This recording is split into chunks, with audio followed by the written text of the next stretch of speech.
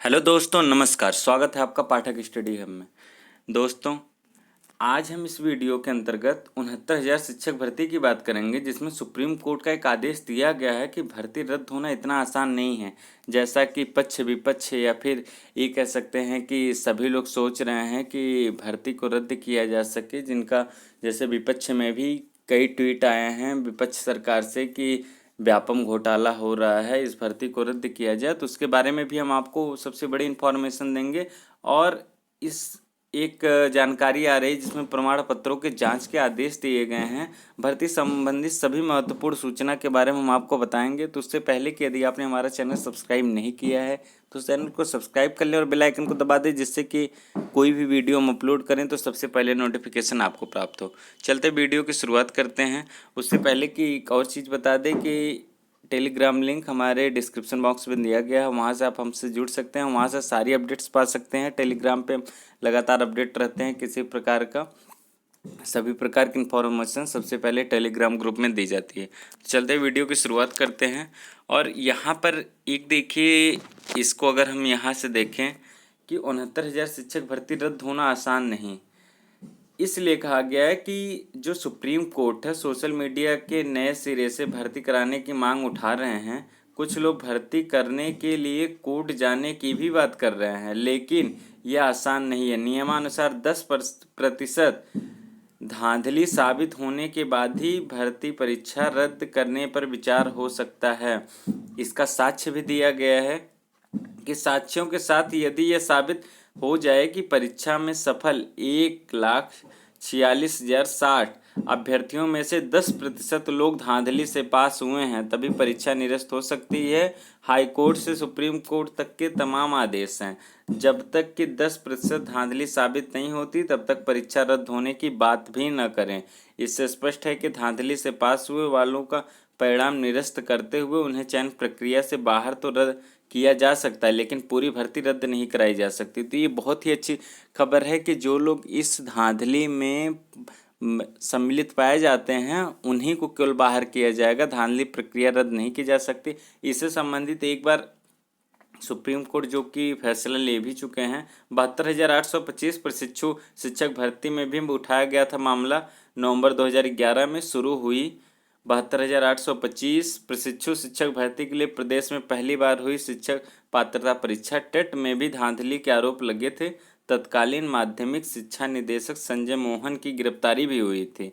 मामला supreme court तक पहुंचा, लेकिन 10% से अधिक धांधली साबित नहीं हो सकी, इसलिए परीक्षा निरस्त न हुई। और उसके बाद 66,655 शिक्षक प्राइमरी स्कूल में पढ़ा रहे हैं। तो ये कह सकते हैं कि पूरी तरीके से कि रद्द होने के आसार नहीं है। जिन लोगों को ये लग रहा है कि भर्ती परीक्षा रद्द होगी तो उनके लिए दुखद सूचना है, लेकिन ये कह सकते हैं बहुत ही बड़ी खुशखबरी है कि भर्ती परीक्षा रद्द न की जाए।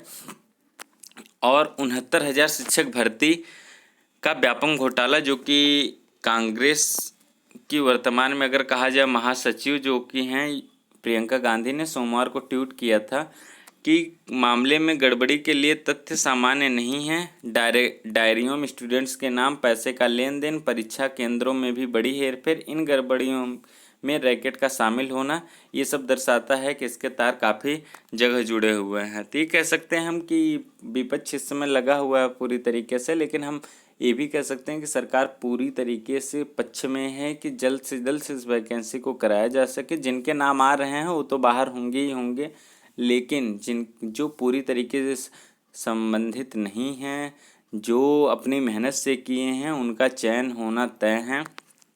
ये सबसे बड़ी खबर है। इसी के साथ साथ लोगों की मांग बढ़ रही है, पूरा कराने की मांग हो रही है परीक्षा निरस्त, लेकिन इससे कुछ हो नहीं सकता। कहा गया कि युवा मंच ने शिक्षक भर्ती को व्यापम से बड़ा घोटाला बताते हुए जांच कराने के लिए हाई कोर्ट में याचिका दाखिल की है। अभ्यर्थियों का कहना है कि उनके पास शिक्षक भर्ती में पेपर लीक के पर्याप्त साक्ष्य हैं, जिसे सरकार को गंभीरता से लेना चाहिए और जांच करनी चाहिए। तो जब तब तक ही ये पॉसिबल है कि जब तक 10% से ज़्यादा, सुप्रीम कोर्ट पहले भी कह चुका है कि 10% से ज़्यादा अगर धांधली के आसार लगते हैं, अगर हम ये कहें कि 1,46,080 अगर हम एक ले काउंटिंग में, और उसका 10% मतलब 14,000 लगभग अगर अभ्यर्थी इसमें शामिल होते हुए दिखते हैं तो फिर चांसेस बन सकते हैं, अदरवाइज नहीं। तो ये तो नहीं कहा जा सकता है।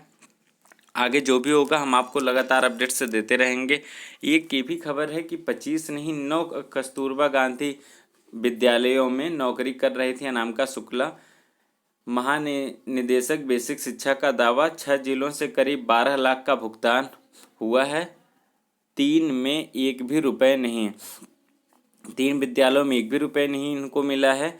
तो कह सकते हैं कि इनके लिए एक इनकी वजह से ही और लोगों पर भी जो एक नोटिस आ चुकी है, जिसके बारे में हम आपको चर्चा भी करेंगे। लेकिन उससे पहले कि देख लेते हैं कि जो शिक्षक भर्ती पर फैसला सुरक्षित कर लिया गया था, ये हम आपको कल वीडियो के माध्यम से बताए थे कि शिक्षक भर्ती पर फैसला सुरक्षित कर लिया गया और 10 जून को इसको जो फैसले को सुनाया जाएगा।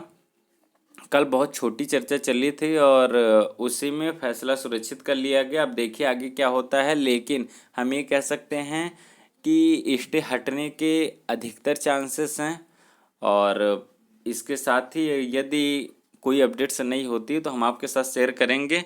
उसके बाद हम एक देखते हैं कि यहाँ पे जो कस्तूरबा गांधी विद्यालय में अनामिका शुक्ला नाम के लोग में मिली हैं, उनसे संबंधित शिक्षेतर स्टाफ के अभिलेखों के सत्यापन के लिए संबंध में भी है कि सत्यापन उनका होना है उन सभी लोगों का जितने लोग वहाँ पे पढ़ा रहे हैं। तो प्रयुक्त संबंध में अवगत कराना है कि कस्तूरबा गांधी विद्यालय में कार्यरत समस्त शैक्षिक शिक्षेतर स्टाफ का चयन संविदा जनपदीय समिति द्वारा की जाती है। कस्तूरबा गांधी विद्यालयों में कार्मिकों के चयन प्रक्रिया के संबंध में राज्य परियोजना कार्यालय के पत्रांक इतने के अंतर्गत ये स्पष्ट रूप से उल्लिखित है। तो हम ये कह सकते हैं कि उनके जो प्रमाण पत्र हैं सबकी डिटेल्स ली जा रही है, सबको खंगाला जा रहा है। यदि किसी में गड़बड़ी मिलती है तो उसके प्रति कार्यवाही की जा सकती है। तो सरकार पूरी तरीके से इस चीज़ को लेकर के भी सक्रिय है। आज 2 बजे दोपहर में शिक्षा मंत्री जी हो सकता है इस विषय पर प्रेस कॉन्फ्रेंस करने वाले हैं। और आज एक सबसे बड़ी इन्फॉर्मेशन है कि कह सकते हैं कि 2015 के बीटीसी बैच के विद्यार्थी हैं जिनका रिजल्ट 12 दिसंबर 2018 में आया हुआ था, इससे संबंधित भी एक कोर्ट में याचिका पड़ी हुई जिसकी सुनवाई आज है। तो उसकी भी लगातार अपडेट्स हम आपको देते रहेंगे। इसलिए यदि आपने चैनल को सब्सक्राइब नहीं किया तो चैनल को सब्सक्राइब कर लें और बेल आइकन को दबा दें, जिससे कि कोई भी वीडियो हम अपलोड करें तो सबसे पहले नोटिफिकेशन आपको प्राप्त हो। हम लगातार आपको अपडेट्स देते रहेंगे, तो लगातार आप हमसे जुड़े रहें। धन्यवाद।